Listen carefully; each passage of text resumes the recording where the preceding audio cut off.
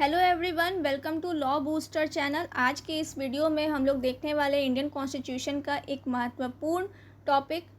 ठीक है, इससे पहले हमने प्रीएम्बल के बारे में आपको ऑलरेडी डिस्कस कर दिया है, तो जिन्होंने उस वीडियो को नहीं देखा है प्लीज़ उस वीडियो को भी ज़रूर देखें।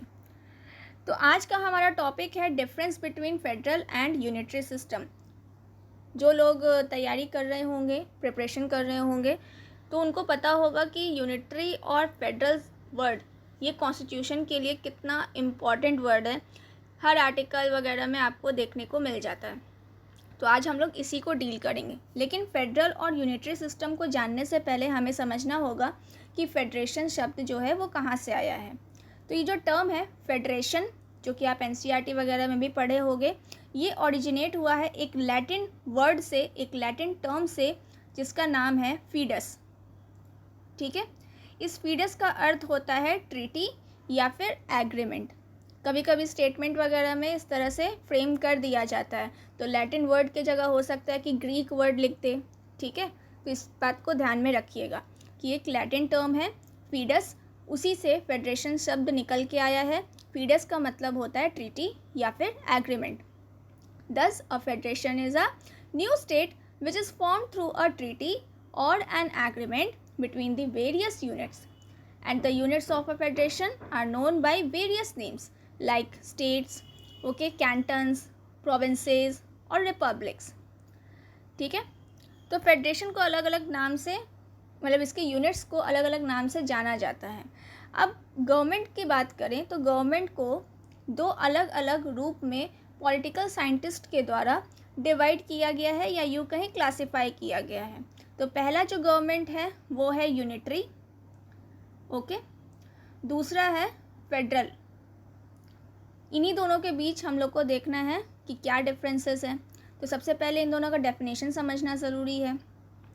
यूनिटरी गवर्नमेंट वैसे गवर्नमेंट होते हैं, अगर इसका प्रॉपर डेफिनेशन पे जाएं तो a unitary government is one in which all the powers are vested in the national government and the regional governments, if at all exist, derive their authority from the national government। Overall अगर कहा जाए, मोटा मोटी बात कहा जाए, तो unitary government में सेंट्रल गवर्नमेंट जो रहता है वो सबसे ज़्यादा स्ट्रॉन्ग होगा, यानी कि नेशनल गवर्नमेंट यहाँ पर सबसे ज़्यादा स्ट्रॉन्ग होगा। अगर रीजनल गवर्नमेंट एग्जिस्ट भी करता है तो भी वो पावर नेशनल गवर्नमेंट से ही डिराइव करेगा। जैसे आप एग्जांपल ले सकते हैं चाइना का, है ना। चाइना है, इटली है, नॉर्वे है, ब्रिटेन, फ्रांस, जापान, ये जितने भी नाम हमने लिया है ये सब यूनिटरी गवर्नमेंट को ही फॉलो करते हैं। What about federal government? A federal government on the other hand is one in which powers are divided between the national government and the regional government by the constitution itself and both operate in their respective jurisdictions independently। इसका मतलब ये है कि federal government में अगर आप देखेंगे तो पावर्स जो है वो डिवाइडेड होता है बिटवीन नेशनल एंड स्टेट, या यूँ कहें सेंटर और स्टेट के बीच में पावर्स जो है वो डिवाइडेड है, सेपरेटेड है। बताए गए हैं बाकायदा कॉन्स्टिट्यूशन के अंदर कि सेंटर के पावर्स क्या होंगे और स्टेट के पावर्स क्या होंगे, और ये जो पावर्स ऑपरेट होंगे वो विद इन द जुरिस्डिक्शन होंगे। ठीक है, और इंडिपेंडेंटली इसको ऑपरेट किया जाएगा। फॉर एग्जांपल कनाडा, ठीक है, Australia, US, Switzerland, Brazil, Argentina, Russia, ये सब फेडरल गवर्नमेंट को ही फॉलो करते हैं। फेडरल गवर्नमेंट में जो नेशनल गवर्नमेंट होता है उसको फेडरल गवर्नमेंट के नाम से जाना जाता है। ठीक है, सेंट्रल गवर्नमेंट के नाम से जाना जाता है, या फिर यूनियन गवर्नमेंट के नाम से भी जाना जाता है। वहीं रीजनल गवर्नमेंट को स्टेट गवर्नमेंट भी कहा जाता है, या फिर प्रोविंशियल गवर्नमेंट भी कहा जाता है। ओके, आई होप यहाँ तक आपको क्लियर हो गया होगा। अब आते हैं कि डिफरेंसेस क्या है between federal and unitary system. Federal system और यूनिटरी सिस्टम से रिलेटेड हमने यहाँ पर कुछ पॉइंट्स को मेंशन किया है, इन्हीं पॉइंट्स पर आपको फोकस करना है। ओके, तो federal features of the constitution की अगर बात करें तो आपको सबसे पहला पॉइंट दिख रहा होगा सेपरेशन ऑफ पावर्स। अगर कॉन्स्टिट्यूशन आपने अच्छे से पढ़ा है और शेड्यूल्स को अच्छे से स्टडी किया है तो आपको पता होगा कि हमारे कॉन्स्टिट्यूशन में 3 प्रकार के लिस्ट होते हैं, यूनियन लिस्ट, ठीक है, state list and concurrent list. इन तीनों लिस्ट में अलग अलग सब्जेक्ट्स को मेंशन किया गया है और उससे रिलेटेड लॉज फ्रेम किए जाते हैं। जैसे यूनियन लिस्ट अगर आप देखेंगे तो ओरिजिनली इसमें 97 सब्जेक्ट्स था, ठीक है, अभी 98 सब्जेक्ट्स आपको देखने को मिलेंगे। तो इसमें क्या है कि यूनियन गवर्नमेंट इसके ऊपर लॉ फ्रेम कर सकती है। वहीं स्टेट गवर्नमेंट में देखा जाए तो स्टेट गवर्नमेंट में भी कुछ सब्जेक्ट्स को इंक्लूड किया गया जिसपे स्टेट गवर्नमेंट के द्वारा ही लॉज फ्रेम किया जाता है। और कंकरेंट लिस्ट वो लिस्ट होता है जिसमें कि दोनों ही गवर्नमेंट मिलकर लॉज फ्रेम करती है। तो यहाँ पर आप साफ तरीके से देख सकते हैं कि पावर्स को यहाँ पर क्या किया गया है, डिवाइड किया गया है, सेपरेट किया गया है। इसीलिए कहा जा रहा है कि कॉन्स्टिट्यूशन में बकाया आप देखेंगे कि ये सेपरेशन ऑफ पावर्स जो है वो मेंशन किया गया है। नेक्स्ट है डुअल गवर्नमेंट। डुअल गवर्नमेंट या यूँ कहें डुअल पॉलिटी भी आप इसको कह सकते हैं, ठीक है। अब जैसे स्टेट है और यूनियन है या यूँ कहें सेंटर और स्टेट है, इन दोनों को पावर्स जो है वो दिया गया है और दोनों ही अपने अपने पावर्स को एक्सरसाइज करते हैं। यूनियन गवर्नमेंट जो है वो नेशनल इम्पोर्टेंस के जितने भी मैटर्स होगा उसको डील करता है, जैसे कि डिफेंस का मैटर हो गया, ठीक है, फॉरेन अफेयर्स हो गया, करेंसी से रिलेटेड जितने भी मैटर्स होगा वो सब यूनियन गवर्नमेंट डील करते हैं।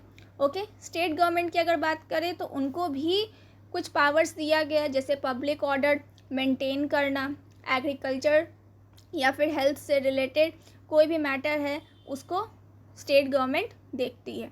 तो इस तरह से हमें दिख रहा है यहाँ पर कि डुअल पॉलिटी या डुअल गवर्नमेंट का रोल हमें दिख रहा है। स्टेट का अगर बात किया जाए तो वहाँ स्टेट गवर्नमेंट रूल कर रही है और अगर नेशनल लेवल पे देखा जाए तो सेंट्रल गवर्नमेंट या फिर आपका यूनियन गवर्नमेंट जो है वो रूल कर रहा है। आई होप यहाँ तक समझ में आ गया होगा। नेक्स्ट है written constitution.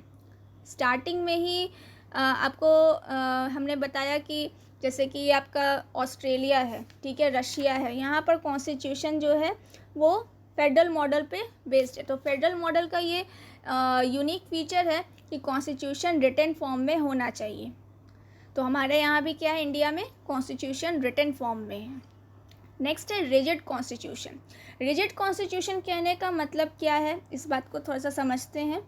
The division of powers established bye the constitution as well as the supremacy of the constitution can be maintained only if the method of its amendment is rigid।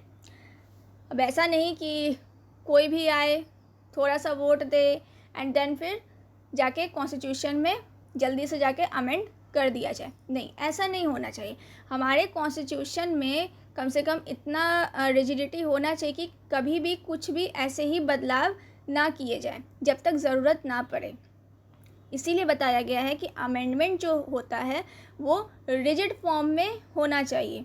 इसीलिए hence the constitution is rigid to the extent that those provisions which are concerned with the federal structure, that is center and state relations and judicial organization, can be amended only by the joint action of the central and state governments।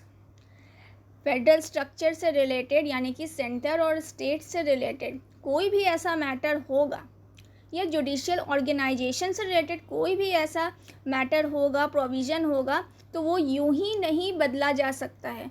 दोनों ही लोगों को यानी कि centre और state को दोनों को आपस में सोच विचार जो है वो करना होगा, तभी जाके कोई हम लोग यहाँ पर चेंजेस ला सकते हैं, कोई अमेंडमेंट कर सकते हैं, ठीक है।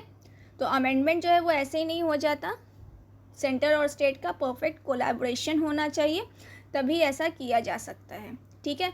कम से कम मतलब कहा जाता है ना कि half of the state legislature का अप्रूवल नीड होता है किसी भी प्रोविज़न में अमेंडमेंट करने के लिए। तो अमेंडमेंट जो है वो रिजिड फॉर्म में होना चाहिए, इसीलिए बताया गया कि कॉन्स्टिट्यूशन जो है वो रिजिड फॉर्म में होना ज़रूरी है। नेक्स्ट है इंडिपेंडेंट जुडिशियरी। अब ऑब्वियस सी बात है, कॉन्स्टिट्यूशन है तो उसमें इंडिपेंडेंट जुडिशियरी यानी कि सुप्रीम कोर्ट, इसकी सुप्रीमेसी होनी ज़रूरी है ताकि ये अपने पावर्स को अच्छी तरीके से एक्सरसाइज कर सके, किसी का दबाव नहीं रहे, डिस्प्यूट्स को जल्द से जल्द सॉल्व किया जा सके। इवन सेंटर और स्टेट के बीच में या किसी एक स्टेट और अदर स्टेट्स के बीच में किसी तरह का डिस्प्यूट अगर अराइज हो जाता है तो उसको भी जल्द से जल्द सॉल्व किया जाए। दैट्स वाई इंडिपेंडेंट जुडिशरी का होना ज़रूरी है। The constitution contains various measures like security of tenure to जजेस, fixed service condition and so on to make judiciary independent of the government. Constitution में ये साफ मेंशन है कि जजेस का टेन्योर कितना होगा, ठीक है, उनके सर्विस कंडीशंस क्या होंगे, वो फिक्स्ड हैं। तो इससे क्या होता है कि गवर्नमेंट जो है वो जुडिशरी पे दबाव नहीं बना सकेगी और यहाँ पर जुडिशरी जो है वो इंडिपेंडेंटली वर्क कर सकेगी, जस्टिस जो है वो डिलीवर कर सकेगी, डिस्प्यूट्स को सॉल्व कर सकेगी। ये है हमारा फेडरल सिस्टम। एक पॉइंट और है बाईकैमरलिज्म। बाईकैमरलिज्म कहने का मतलब है upper house and a lower house. जहाँ भी ये वर्ड बाईकैमरल यूज़ होता है इसका साफ मीनिंग होता है upper house and lower house. तो हमारे यहाँ अपर हाउस राज्यसभा है और उसके बाद आता है लोअर हाउस लोकसभा। तो राज्यसभा में जो है आप देखेंगे कि Rajya Sabha represents the states of Indian federation while the Lok Sabha represents the people of India as a whole. Rajya Sabha जो है वो परमानेंट होता है, लोकसभा कभी भी भंग हो सकती है। तो बाईकैमरलिज्म यहाँ पर आपको देखने को मिलेगा। अब बात करते हैं यूनिटरी सिस्टम का। ये तो फेडरल सिस्टम का फीचर था, अब बात करते हैं यूनिटरी सिस्टम का। सबसे पहला फीचर आपको नज़र आएगा यूनियन गवर्नमेंट। यूनियन गवर्नमेंट कहने का मतलब है कि यहाँ पर सेंटर स्ट्रॉन्ग होगा, ठीक है, सेंटर यहाँ पर सारे फैसले लेने में सक्षम होगा। दूसरा है नो सेपरेशन ऑफ पावर्स। जहाँ हम लोग फेडरल सिस्टम में देख रहे थे यूनियन है, ठीक है, यूनियन लिस्ट है, फिर आपका कंकरेंट लिस्ट है, स्टेट लिस्ट है, लेकिन यहाँ पर क्या है यूनिटरी सिस्टम में ऐसा कुछ भी आपको देखने को नहीं मिलेगा। यहाँ पावर्स सेपरेट नहीं किए गए हैं। हमने स्टार्टिंग में ही आपको बताया ना कि पावर्स को वेस्टेड किया गया है, ना कि सेपरेट किया गया है। तो यहाँ पर आपको पावर्स का सेपरेशन होता हुआ नज़र नहीं आएगा। तीसरा पॉइंट है constitution will be both rigid and flexible in nature. जहाँ हम लोग फेडरल सिस्टम में देख रहे हैं कि अमेंडमेंट करने के लिए हमको स्टेट का भी कंसेंट चाहिए तब जाके अमेंडमेंट होगा, लेकिन यूनिटरी सिस्टम में ऐसा रिक्वायर्ड नहीं है। उसके बाद है लेजिस्लेचर कैन बी यूनिकैमरल और बाईकैमरल। यूनिकैमरल कहने का मतलब है कि सिर्फ एक ही हाउस हो सकता है, और बाईकैमरल में अभी जस्ट हमने डिस्कस किया कि यहाँ पर 2 हाउसेज होंगे, अपर एंड लोअर हाउसेज। तो ऐसा ज़रूरी नहीं है कि यूनिटरी गवर्नमेंट में बाईकैमरलिज्म हो, नो, यूनिकैमरलिज्म भी हो सकता है। और non independency of judiciary. Simple सी बात है, यूनिटरी सिस्टम में सेंटर स्ट्रांग है तो सारे रूल्स वही फ्रेम करेगा, तो जुडिशरी पे भी कंट्रोल वो स्थापित कर सकता है, जो कि फेडरल सिस्टम में हमें देखने को नहीं मिलता। इसके अलावा कुछ और भी पॉइंट्स हैं, जैसे कि single constitution, single citizenship, okay, all India services से रिलेटेड जितने भी मैटर्स होंगे वो सब यूनिटरी सिस्टम का ही भाग है। गवर्नर का अपॉइंटमेंट करना, इंटीग्रेटेड इलेक्शन मशीनरी बनाना, या फिर वीटो पावर्स जैसे जो पावर होते हैं उनको यूज़ करने का अधिकार आपको यूनिटरी सिस्टम में ही देखने को मिलेगा। तो ये कुछ पॉइंट्स थे जो कि यूनिटरी और फेडरल सिस्टम से रिलेटेड थे। आई होप आपको इस वीडियो में सभी चीज़ें क्लियर हो गई होंगी। सो आज के लिए इतना ही। Thank you.